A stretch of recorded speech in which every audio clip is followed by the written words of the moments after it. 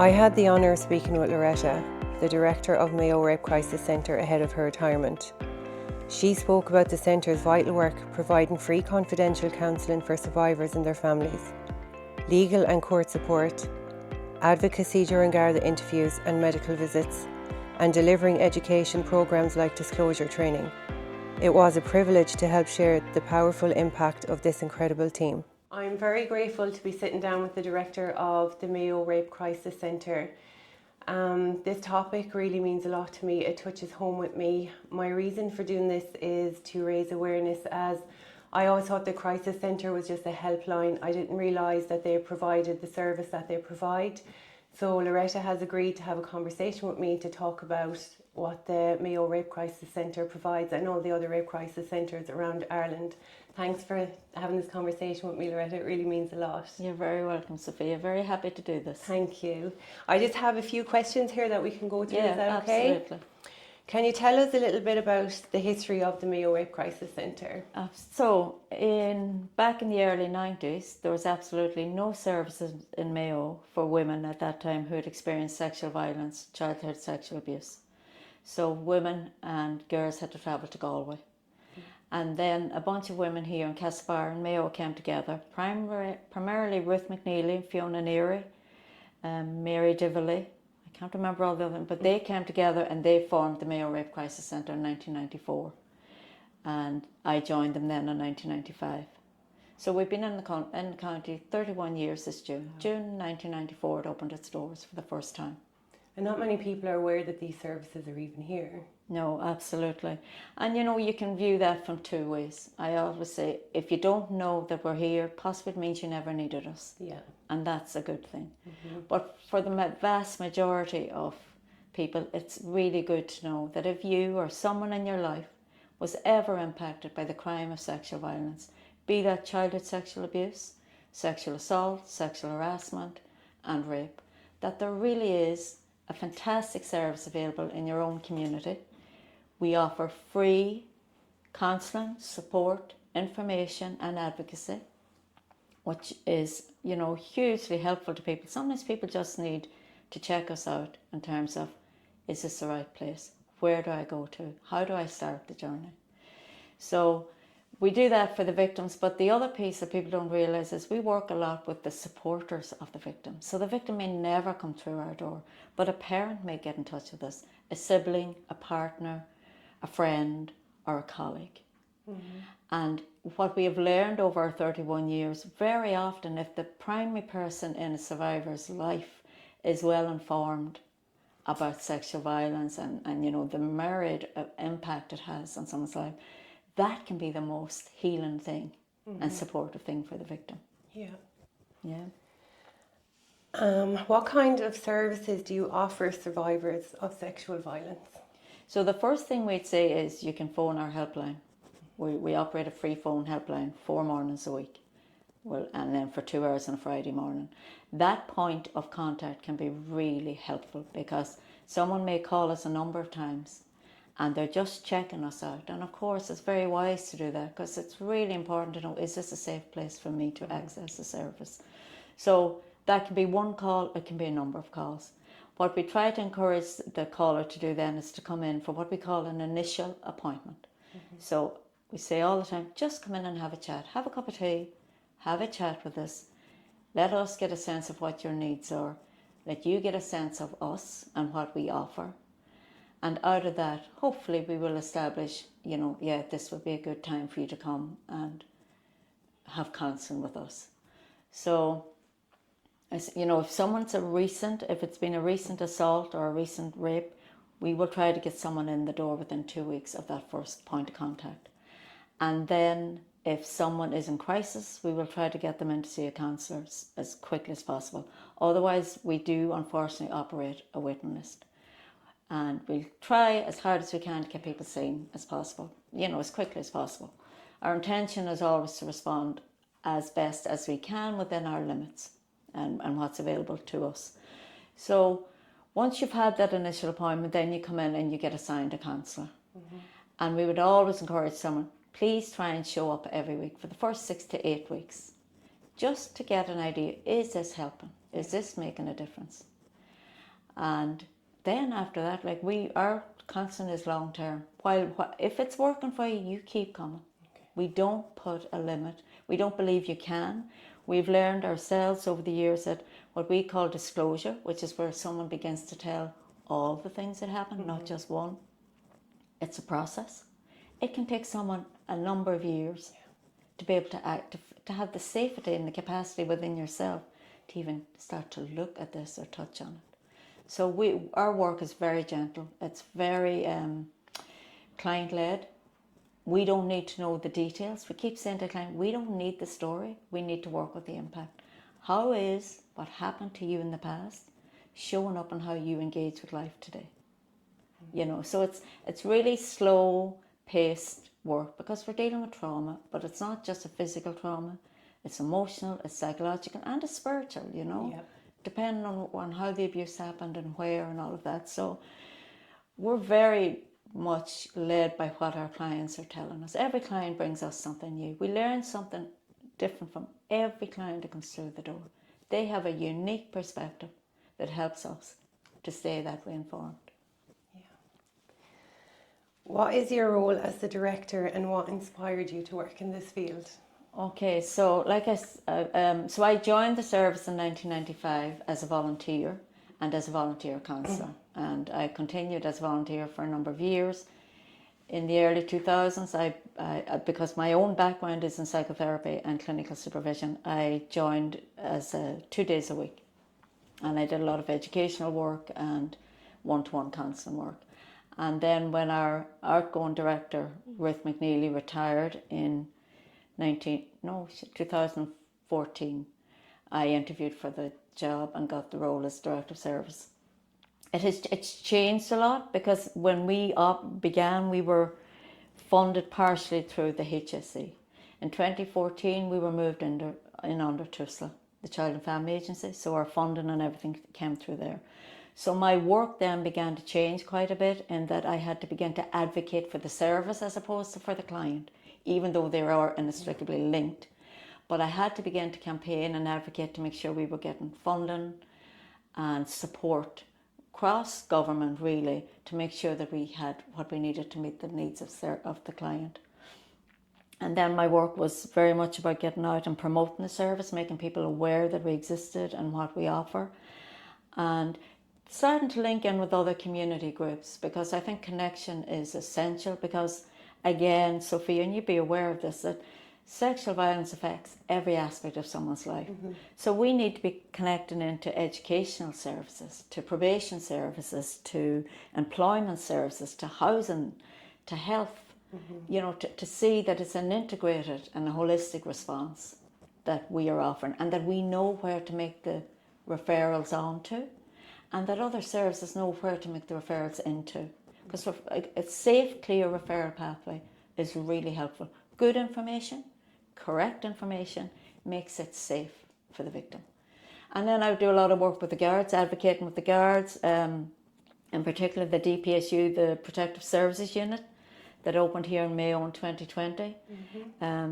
You know, and trying to deliver some training around being trauma aware and trauma informed, but particularly from a sexual violence trauma aspect. Yeah. And then I would engage a lot with our board of directors. We have a fantastic board of directors who are volunteers, but I would be the link between the service and the board. And then I'd have the care of the staff and the HR role there. So there have been loads of different. It's been an amazing and an interesting role, and it's just so timely that you're doing this piece with me, Sophia, because I'm on the exit pathway out. We have a new director of services starting in a couple of weeks' time, and I'm resigning, and so it's just a lovely time to reflect on all the different pieces. Yeah, and like you have done amazing work over the years, and I'm sure anyone that's worked with you is truly grateful for everything you've done for everyone, even for the community of Mayo. So from me and for everyone else you've worked with, I really do appreciate all you've done. Yeah, thank you, Sophia. But it's a team effort. Yeah. You know, from the volunteers to the board to the staff, and people who fundraise for us, and who take on campaigns, like who decide to mention us, like all of them, like something like this. This is what matters. This is what real community connection looks like.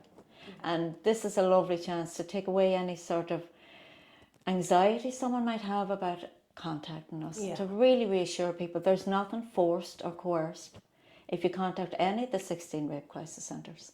You know, and we're very blessed. Mayo Rape Crisis Centre is a very active member of Rape Crisis Ireland, and I would have been on the board of Rape Crisis Ireland, the national board, for a number of years while I've been in this post. And that's really about looking at policy and procedures at a national level to ensure quality assurance of the services at centres, because you need someone to be checking in. Yeah. Is that of the right standard, or are we ensuring safety and good professional standards for service users? So like I say, yeah, I've been very blessed and very thankful for the role I've got to do, but it's a team effort. It's a we, it's not an I. That's really important to me, that anything I've done is because of the sports in my life, you know. But I'm passionate about having the proper services made available to people. And I really think, I take great pride in that our service is free. I think mental health issues mean that money should not be a barrier to people accessing, because if we are well emotionally, psychologically, physically, spiritually, we are such a resource to our communities. And so I think it makes sense to make services like ours free and long term. Yeah, I do agree with that, because personally myself, I know the financial side of it. You will keep putting it off because you can't afford it this week and you can't afford it next week. And then when you go to apply for some services, you could be waiting 2 years before you even get a call. Like, I know my sister was waiting a very long time, and unfortunately time ran out on her. So absolutely, I know the importance of having that safe space and that person to speak to. It's extremely important. And as you say, finances shouldn't even be considered when it comes to mental health. Yeah, and I'm so sorry for your loss with your sister and how that came, you know. And like that, like, I'm aware we operate as a witness. I'm aware all rape crisis centres are operating a witness. But even within that grassroots feminist part of us, and that's where we came out of, grassroots feminist movement, like, we will do what we can to make sure that people who need us get in the door. And the other part that we do, Sophia, that's really important, the advocacy and the support. Like, we will do so much work with someone if they decide they want to go down the judicial system. We are so aware that's not the answer for everyone. And even when they do go down that road, even getting a conviction, that's not the end of the journey for anyone. Some people will come out of the courtroom feeling glad they did it, others will be ambivalent, and others will have regrets. And so we do a lot of work with helping people to explore what it is I'm hoping will come out of this for me, and how will I be, and in so much as we can, how will I be post this.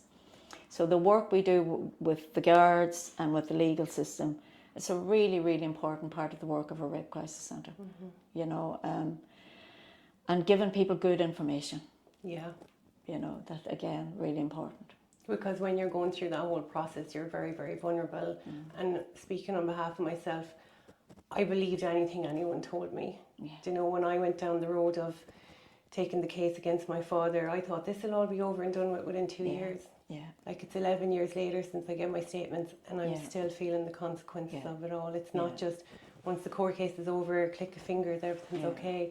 It's like, after the court case, I was like, who am I? What do I do with my life now? There was such a void and such a grief for the person I was, such a grief for the whole process, and a grief for my father. And I even felt bad when he went to jail, because he was my dad. You know, I still have a love for him because he was my dad, and it was so confusing.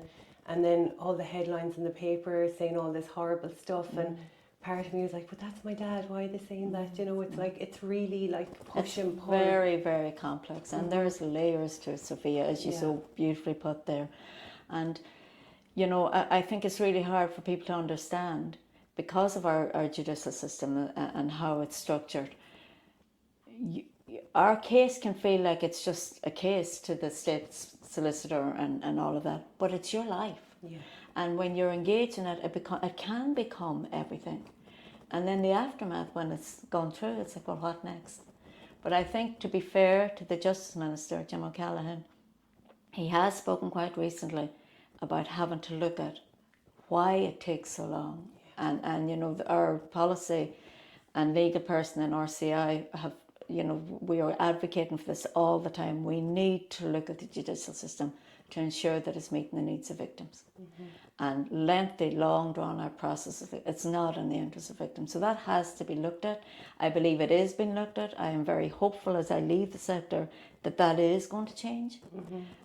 But change takes time, unfortunately. And people, that has an impact for everyone, who's already engaged with it. But I am hopeful that there will be change there, Sophia, because it's badly, badly needed.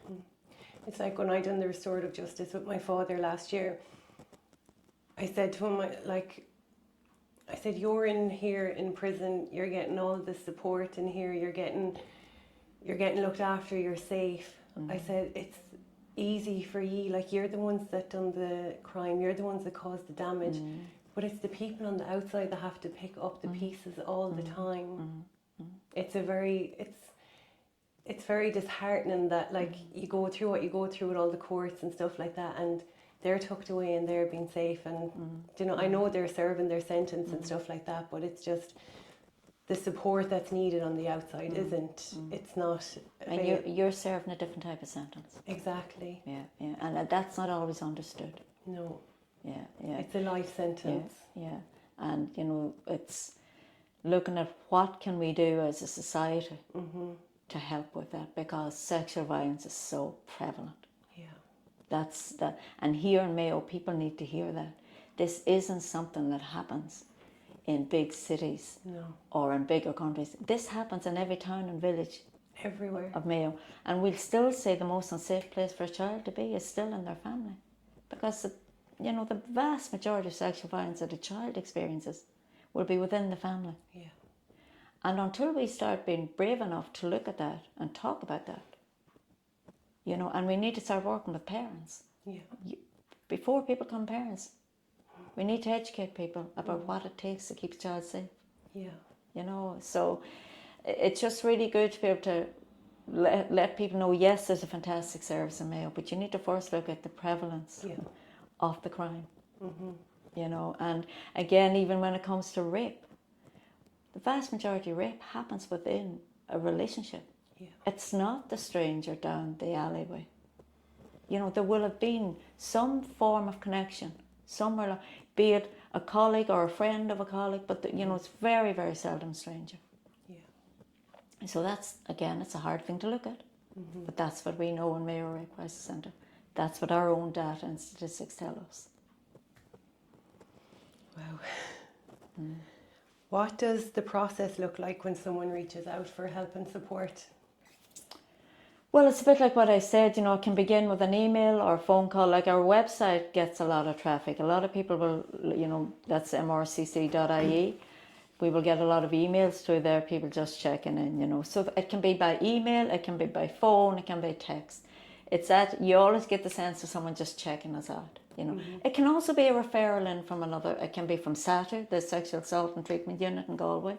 It can be from guards, it can be from a GP, it can be from a career guidance counsellor. It can come from anywhere. And so that it begins with that first contact, and then trying to help support someone to come in and meet with one of us.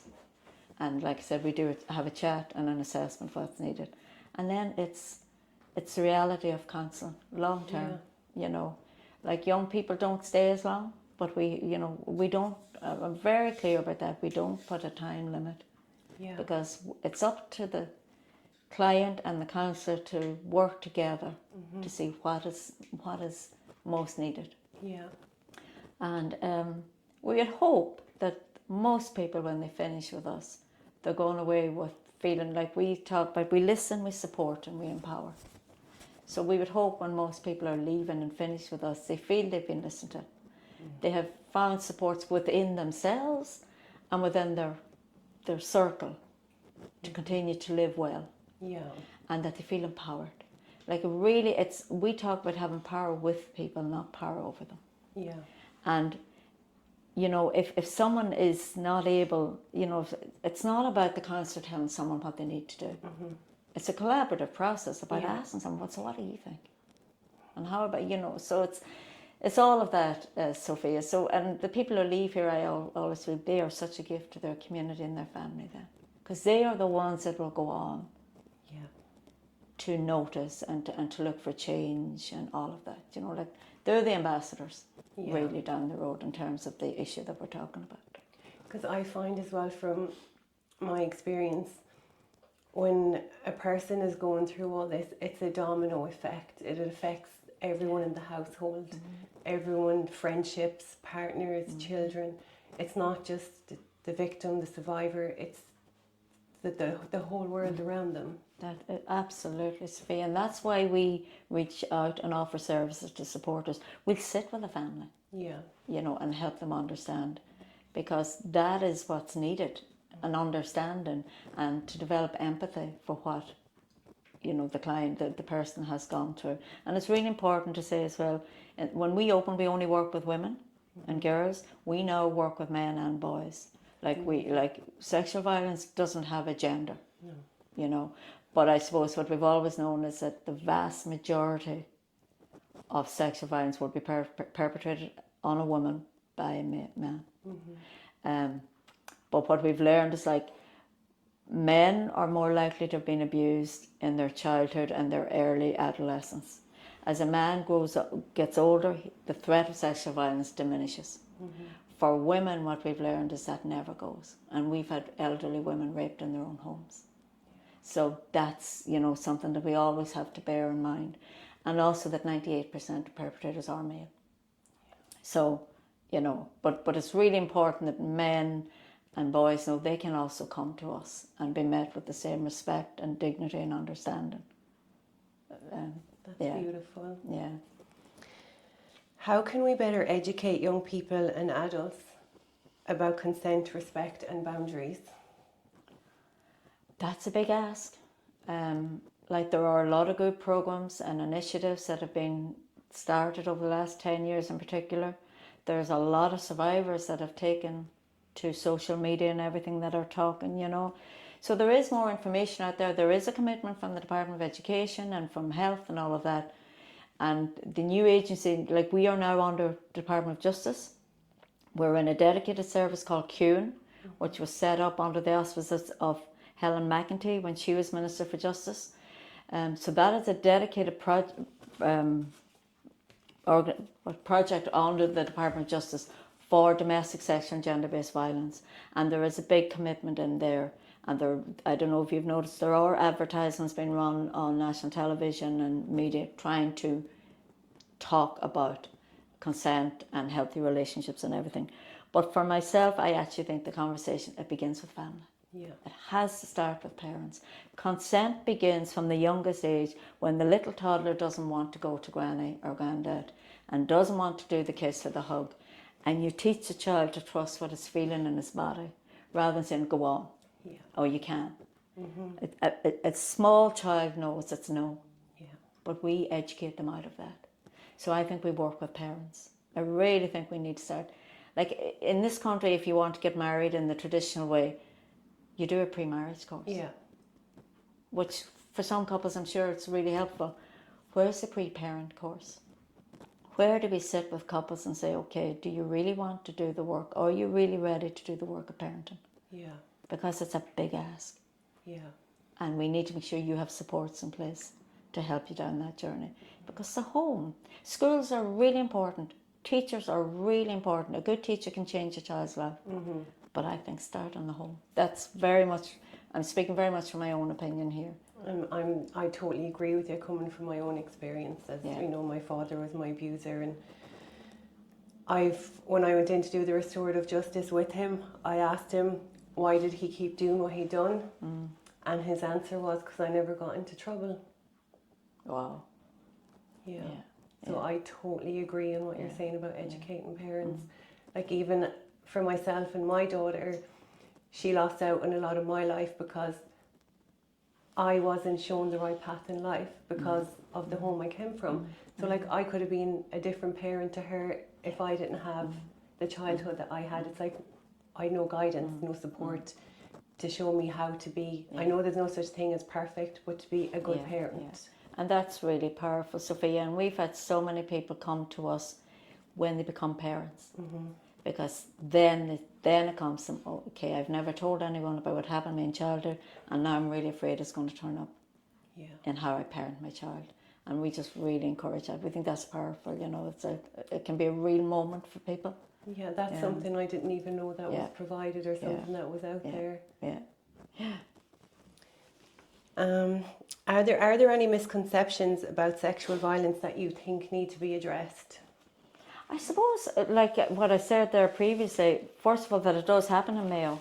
Yeah. And it happens in every town and every village. There's nowhere. It also happens in every socioeconomic group. This idea that it's only people who live in poverty or are uneducated, that's a myth. That is our 31 years in this country will tell you. Sexual abuse and sexual violence happens right across society. Like, we've had every profession sit in front of us who have been victims. Yeah. You know? And then the myth that it only happens when it's a stranger. That is not true. It happens in homes mostly. Yeah. But also, I suppose, I'd really like to say to anyone listening to this, you do recover. You do come back from this. You do become the person you want to be. That beautiful thing that we call the process of individuation. You become your own person. We cannot ever change the past. It's there. But we can change how we relate to it. We can take its power out of us. And you know, it's like we learn to kind of gaze back at it rather than stay looking back. And we come into the here and now. And we realise we get choices. And hopefully coming for counselling helps you access that part of you. Yeah. You know, so I really want to give people hope. Yeah. That everything can, you know, if we don't face it, we may not be able to come, you know, and you can't overcome everything, but we need to face this stuff within ourselves, within our families, within our communities. And that's where the healing can come from. I do agree about the counselling. Like, I don't think I would have got through my father's court case and what I went through if I didn't have the support and that safe space to be able to acknowledge what I was going through and to talk about stuff. Like, I talked about stuff with my counsellor that I never thought I'd even say out loud, like stuff, feelings I got when I was being abused and stuff that I thought I was enjoying the abuse because I was having orgasms at such a young age and stuff like that. And of course. It alienates you inside when you think that it's all your fault. So the power of the counselling and the support is extremely important. Like, for example, my sister never had counselling and I did. Yeah. I'm here to talk about my past and she's not. So I totally agree that it's extremely important. And that's a lovely reflection of the safety you experience in your counselling relationship, because being able, like, the burden of the untold story, it really is a burden. And when we can speak and be heard safely, it's very healing in itself. Yeah. And then the educational piece, Sophia, in all of that, having someone help you understand why your body did what it did. Again, it's to take the burden of responsibility and shame of the victim, and to look at all of that with compassion and understanding. You know, and that's where that really helps. And also say it's not easy. It's not. We know the counselling is not easy. It's like sometimes I say to clients, it kind of comes with a government health warning. It can get a bit worse before it gets better, but it does get better. But that's where the healing, I find where the healing for me is in the pain. Because when I'm feeling that pain, I'm not going to feel that exact pain ever again. Because it's like you have to sit in it to go through it. And there's a lovely quote that says, only what I feel can I heal. And that's exactly beautiful. What you're giving evidence to there, Sophie. That's beautiful. What are the biggest challenges facing rape crisis centres in Ireland today? Waiting lists. I suppose looking at the age profile of some of us that have been there so long, trying to encourage other people. Like how we operate in Mayo is that we run specialised sexual violence training. It's 100 hours training developed by our Rape Crisis Ireland. It's amazing training. And we offer that to therapists who are either accredited or working towards accreditation, but who have a background in therapy. We offer the training free.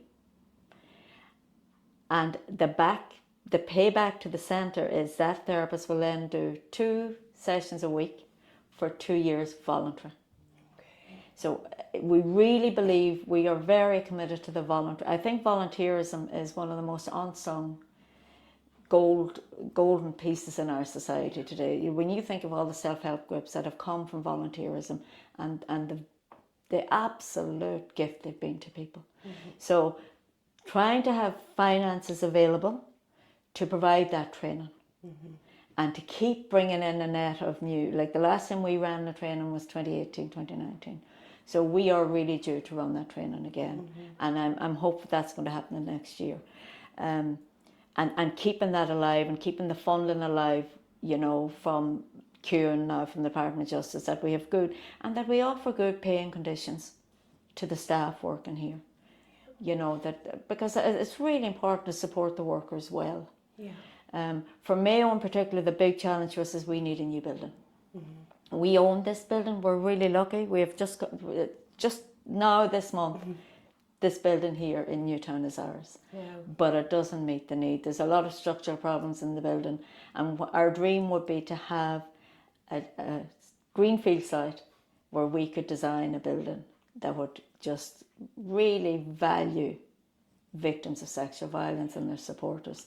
So we are on the lookout, and we're calling out to people all around the place, can you help us in any way find that place and find a new building? And I think there's a lot of rape crisis centres around the country struggling with the same, to have the space to do the work that's needed.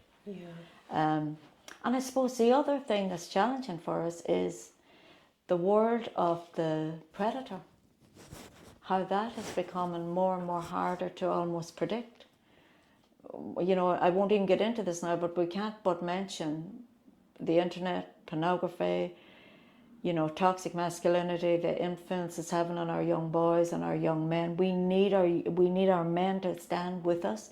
These protests that have been happening, they're happening the last few years. You know, when victims speak out, they're predominantly females that turn up at those protests. We need our men to stand with us. And we need our young boys to see our men standing with us. And that's the challenge in the rape crisis centres, to get men to stand up and say, not in my name. And to call out their brothers, their sons, their friends, when they hear rape myths being allowed, you know, or the jokes or anything that's very misogynistic and diminishing of women. And equally, if it's diminishing of men, like, it's about recognising the dignity of all genders. So those are challenges, Sophia, you know, that they'd be the most that jumps to my mind in this moment. I'm sure after this I'll think of 101 more, but for now those are the most prominent. How do you staff and volunteers manage the emotions that come with the work? Well, we're very committed to our own supervision. Supervision is crucial. And that's like that, where you go and you sit with your clinical supervisor and you look at how I am. We also have great team support. You know, just having your colleague there, someone to have a cup of tea with in the kitchen and all of that. And your own self-care then, that's responsibility of all of us. How do we look after ourselves in any job that we do? What's our self-care look like? You know, things like nature or some kind of a physical practice, walking, might be yoga, tai chi, whatever, you know. Like for myself, I'm a great believer in choir. I sing, and it's just such a help in keeping me well. And that is on all of us to look after ourselves, you know. But supervision is really important here, and we run workshops and upskilling and just the contact between each other. And then the fact that we're part of another whole, there's 16 rape crisis centres, and that shared vision, and you know, so there's lots of things you might say is happening here, and you say, oh yeah, there's a rape crisis centre, Waterford are dealing with this, or Limerick, or Donegal, or you know, Carlow, or so it's there's a connection between all of that that's very helpful as well. Beautiful. Can you share a moment without revealing any identities that made you feel proud of work being done here? Oh, there's too many to mention. I'll get emotional now. There's just been so many. There's been so many absolutely powerful moments. Yeah, where people have just they've just gone against the odds and come out and really, really blossomed after so much really tough stuff, you know. And so look at yourself. Sophia. That must make you so proud, though, knowing that you can help people change their lives, find their true identity, and even be able just to have a peaceful night's sleep. And maybe, I'm not sure I'd use the word proud, but it makes me very thankful that they found us and that we were able to meet that need. I suppose that's what I'm just really grateful. I've been in awe of people more than proud. I've been in absolute awe of people. How can individuals or communities support the work of the Mayo Rape Crisis Centre? Well, I suppose referring people to us when they hear something, that they know something has happened to someone, just letting them know that we're here, or contacting us ourselves and getting a bit of information. And then if you're ever looking for a good cause to fundraise for. So I was going to say fundraising. I done a fundraiser with you before, You did? and Yeah. it was such a beautiful feeling to be able to do that, and just to hand over that check and think, wow, that's it really made me feel empowered. Yeah. It really did. Yeah. So for anyone that does want to jump on board and fundraise for me, or jump out of a plane like I did, Yes, exactly. How do they approach? Give us a call. We have, we have a really good board, like I said, and we have our fundraising policies and all of that. We don't allow people who are in counselling with us to fundraise. We think, no, take a couple of years post your counselling, because it can be activated and all of that. And we don't want you don't ever have to. Yeah. There's not a have to. We need nothing back from you other than for you to have the life you want for yourself as a result of, counselling, whatever. But give us a call. Email us info@mrcc.ie. Someone will get back to you and we'll have a chat. Perfect. Yeah. Final thoughts, Loretta. What message would you like to share with survivors who may be afraid to seek help? I would say, of course you're afraid. I so understand that. You make sense. Sit with it, but remember, you can just have a chat with us. Even telling one person could change your life. There's no right or wrong way to do this. You do it your way, and we will support you as much as we can to do that. What would I say? Maybe trust yourself. Yeah. It's okay to feel. Being afraid doesn't mean you can't do it. It's a very human feeling to have. You're about to look into something you may not have wanted to look at. And to trust yourself, you'll know when it's right. You'll know when the time. We've had people who came to us 20 years ago and only came for a little while, dropped off, came back 10 years later and said, I just wasn't ready. I said, that's okay. There's no judgment on that. Isn't it great that you caught it? So it's okay to be afraid. That doesn't mean you can't do it. And begin with what's the least thing you could do? Would it be to send an email, or to send a text, or to leave a voice message, or to talk to someone else? Maybe talk to a friend or someone else first. There is a lot of power in sharing. There is, yeah. And it's so beautiful to be listened to as well. Yeah, for sure. Yeah. Loretta, thank you so much for giving me your time this morning. It's been lovely, Sophia. I really do appreciate it, and I know a lot of other people will take so much from this, because as I said, I didn't know that all of this was provided, and you do provide so much. Yeah, thank you. It's been great, thanks. Thank you very much.